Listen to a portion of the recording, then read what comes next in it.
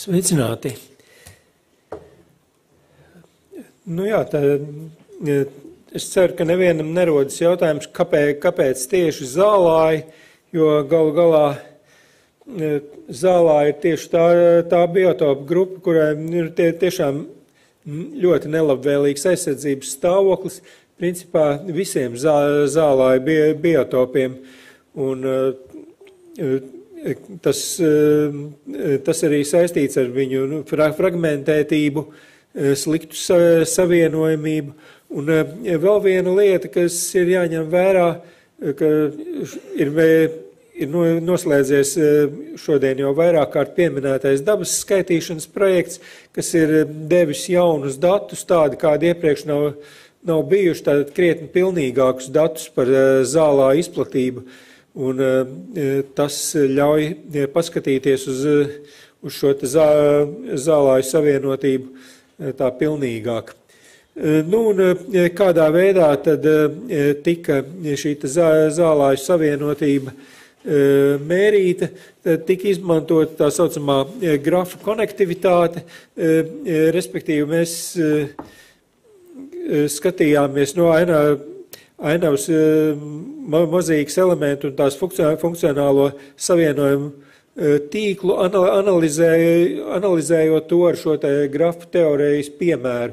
Šajā gadījumā mēs varbūt abstrahējamies no kaut kādām konkrētām zālāju robežām, bet šo grafu veido tādi mezgli, kam, protams, var būt atšķirīga kapacitāte, kas saistīta ar zālāju platību, zālāju kvalitāti, kas veido tā saucamos mezglus, jeb virsotnes, un viņu savstarpējā savienotību caur saitēm, jeb šķautnēm.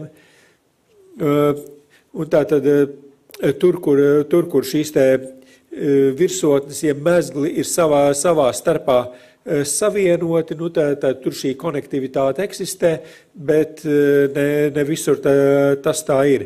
Un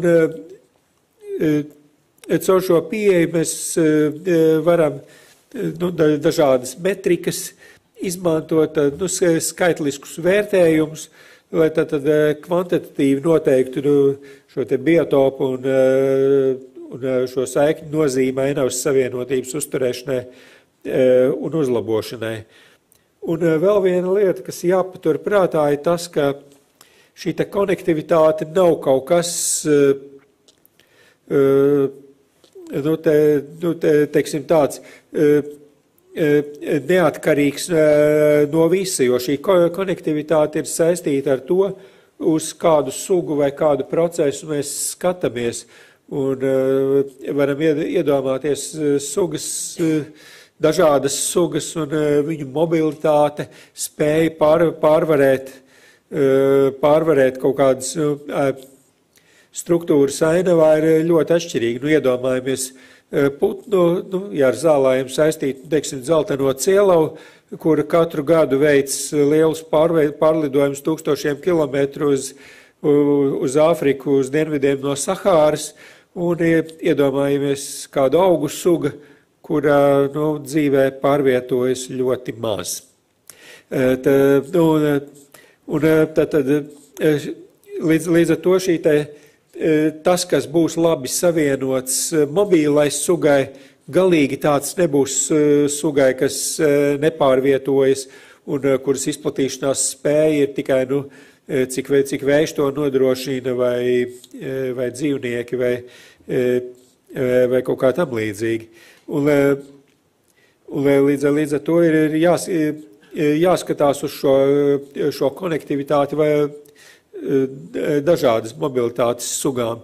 Un vēl viena lieta, ka šie zālāju laukumi, viņi nav kaut kā izvietoti neitrālā matricā, kur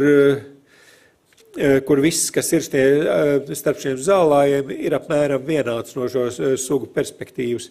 Gluži otrādi, mēs iedomājamies, ka var šiem tie bioloģiski vērtīgajiem zālājiem ir, teiksim, kaut kāds cits zālājs pastāvīga pļava ganība, kas varbūt nav bioloģiski vērtīga, bet tajā pašā laikā viņa nerada nekādus lielus šķēršļus šo sugu izplatībai,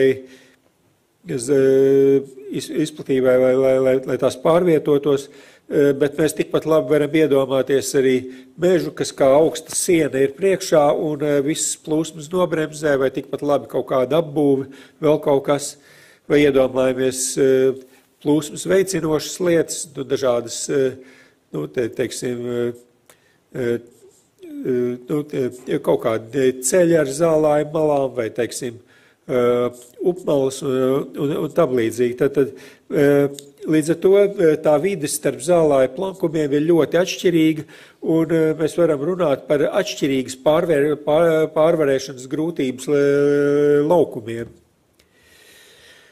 Šī zālāja konektivitātes veidošana šī projekta ietvaros nesākās tukšā vietā, tam ir zināma vēsture, un šī vēsture ir saistīta ar Grāslēfa projektu, kurā jau tika veidots zālāja konektivitātes modelis, bet kas atšķir to no tā, kas ir darīts tagad, ka tolaik visi zālāji, ja tā var teikt, bija visi vienā maisā, tātad sausie slapjie visi kopā, bet mēs labi zinām, ka, teiksim, sauso zālāju sugām tāds slapjais zālājs ir stipri nepiemērota vide, un līdz ar to tur arī tās plūsmas cauri viņām ir diezgan apgrūtināts. Tātad, ir jau tanī brīdī veidojot to sākotnējo modeli, bija skaidrs, ka vajadzētu tomēr skatīties uz dažādiem zālājiem atsevišķi. Un otra lieta, kas ir mainījies kopš tā laika, tagad šī datu kopa ir pilnīgāka, ir pabeigts dabas skaitīšanas projekts, un līdz ar to varam strādāt ar daudz pilnīgākiem datiem nekā tolaik. Un līdz ar to, ko mēs izmantojām, tā pirmkārt jau šo te zālāju slāni, būtībā tas ir stāvoklis, kāds tas bija 2023. gada sākumā, pirms nedaudz vairāk kā gadu, kad es saņēmu jaunāko šo te zālāju slāņa versiju. Tad man, protams, jāpiemina, ka Solvita Rūsiņa ir ļoti bijusi iesaistīta šajā pasākumā, un tieši viņa definēja tās 4 zālāju grupas, kam katrai tika veidots atsevišķs konektivitātes modelis, tad tika izdalīti atsevišķi sausie zālāji, te jūs redzat arī biotopu kodus, kas tika ietvērti attiecīgajā zālāju grupā, tad vilkakūlas zālāji, kas bija tikai viens zālāju biotops atsevišķi, jo viņš ir krietni savādāks nekā visi pārējie, un tad atlikušās 2 grupas ir mēreni mitri zālāji un mitri un slapi zālāji. Un šis te dabas skaitīšanas rezultāts tika rasterizēts 20x20 metru izšķirtspējā, jo šī analīze notiek rastra formātā. Rezultātā te ir vienkārši visi šie te 4 izejas datu slāņi.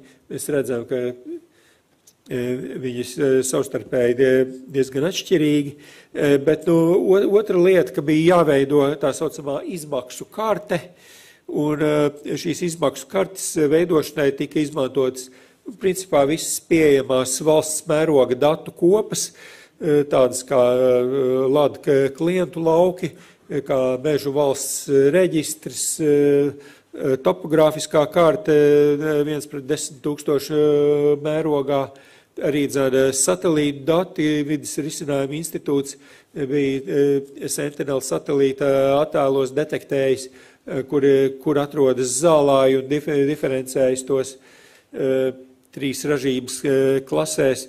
Un, protams, arī citi dabas skaitīšanā reģistrētie zālāji, tātad, ja mēs skatāmies uz vienu konkrētu grupu, piemēram, sausiem zālājiem, tad arī svarīgi, kur atrodas pārējo citu grupu zālāji, kā arī potenciālie zālāji un tam līdzīgi. Un arī šis darbs notika tajā pašā 20x20 metru izšķirtspējā, kur tātad katram pikselim tika noteikti šīs pikseļu šķērsošanas izmaksas, tātad izmaksu vērtības, kas balstījās uz šīm dažādajām zemes lietojuma kategorijām, un tās tika kombinētas kopā ar,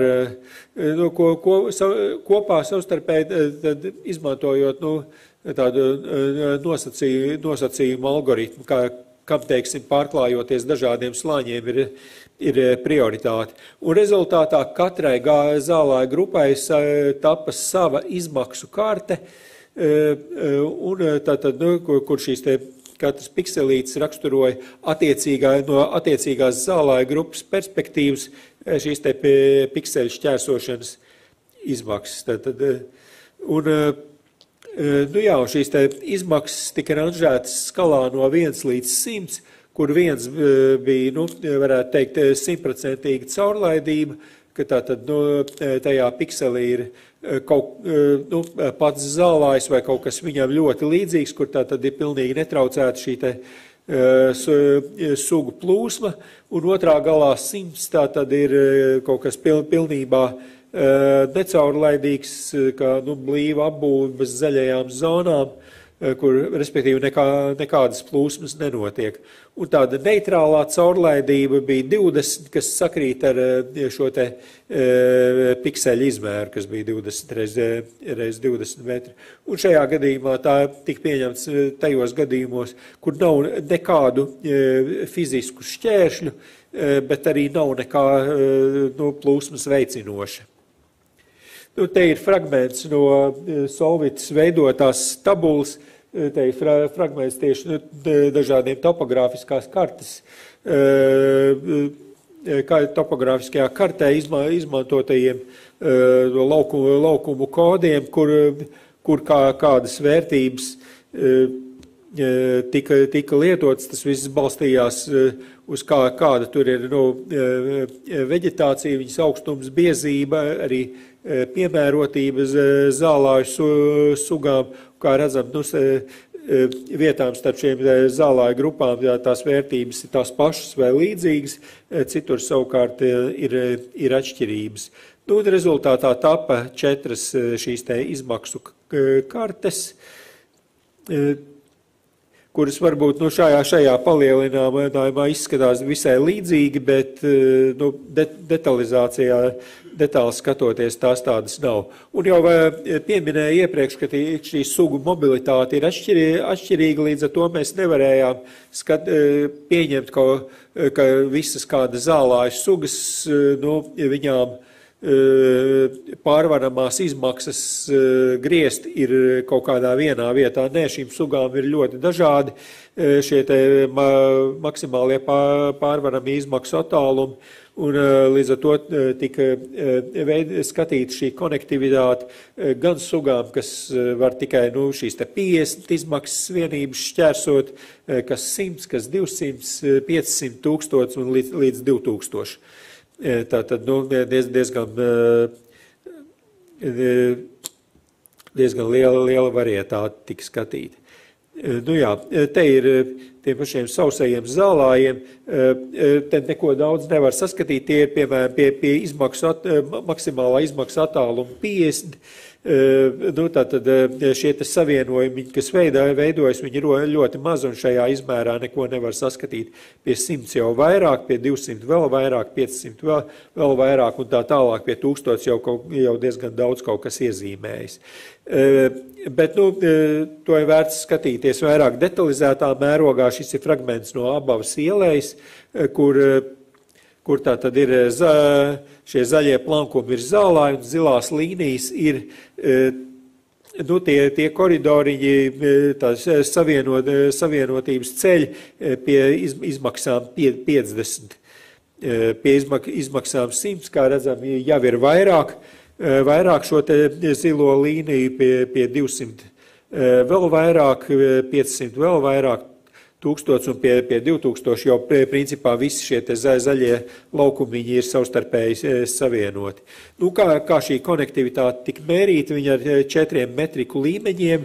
Tad viens tās ir globālās metrikas, kas ir no viens raksturojošs rādītājs visai Latvijai kopumā, attiecīgajai zālāju grupai. Tad komponentu metrikas, šajā gadījumā komponenti domāta savstarpēji saistīto zālāju grupu, kuru konektivitāti nodrošināt sugām pie tā skatītā līmeņa izmaksu vienībām vai vairāk.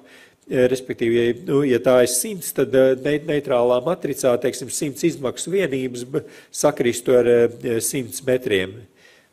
Bet, plūsmas bremzējoši vai veicinoši apstākļi attiecīgi var pamainīt šo te. Tad lokālā ir plankuma līmeņa metriks, tad vērtība katram konkrētam zālāju poligonam, un delta metrikas, kas arī ir lielā mērā plankuma līmeņa metrikas, bet šajā gadījumā kā šī plankuma individuālā ietekme uz komponentu metriku. Te mēs redzam visas metrikas, kas tika izrēķinātas un ar kādiem šiem te izmaksu attālumiem, un es te neiešu galīgi cauri katrai no šīm te metrikām. Tās šūnas, kurās nav nekādas vērtības norādīts, ir nevis tāpēc, ka es viņas negribēju rēķināt, bet vienkārši metrikas pastāv tikai, piemēram, šajā pirmajā ailē, tās eksistē tikai lokālajiem līmenim. Un tad viss tika rēķināts šajā te no 50 līdz 2000 maksimālajām izmaksas vienībām, izņemot delta metrikas, kuras bija kurām tikai 1000, jo tur datoru jaudas ir vienkārši nepietiekams. Šeit viens piemērs ar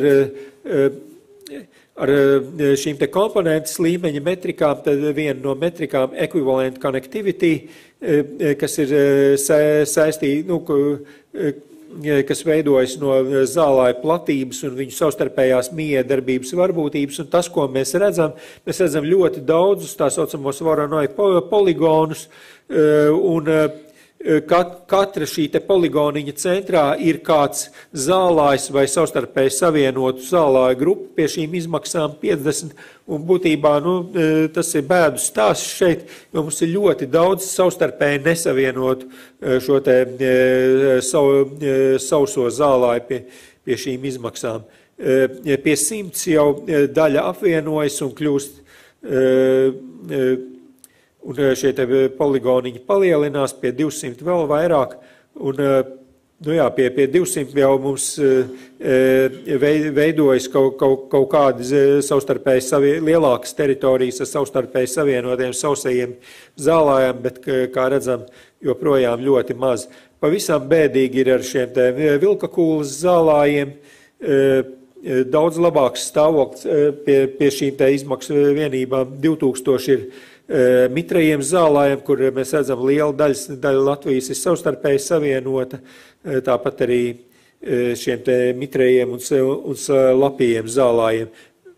Un ja paskatāmies uz globālajām konektivitātes metrikām, tad te dažas, piemēram, viena ļoti vienkārši, kā komponenšu skaits, mēs redzam, ka ir ļoti daudz komponenšu katrā no zālāju grupām, izņemot šos te vilkakūles zālājus pie maksimālajām izmaksām 50, bet šo te komponenšu skaits pieaugot šīm maksimālajām izmaksām krietni mazinās, un galvenais kritums ir starp 200 un 1000, savukārt vilkakūles zālājiem īsti šī te sliekšņa celšana pat neko nepalīdz, jo tas bišķi mazinās, bet ļoti maz šis komponentu skaits. Abas pārējās equivalent connectivity un probability of connectivity, mēs redzam, ka šī savienotība pieaug, bet atkal vislabākā stāvoklī ir šie te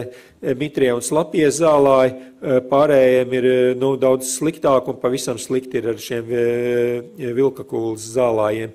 Ja skatāmies tādā detālā līmenī, tad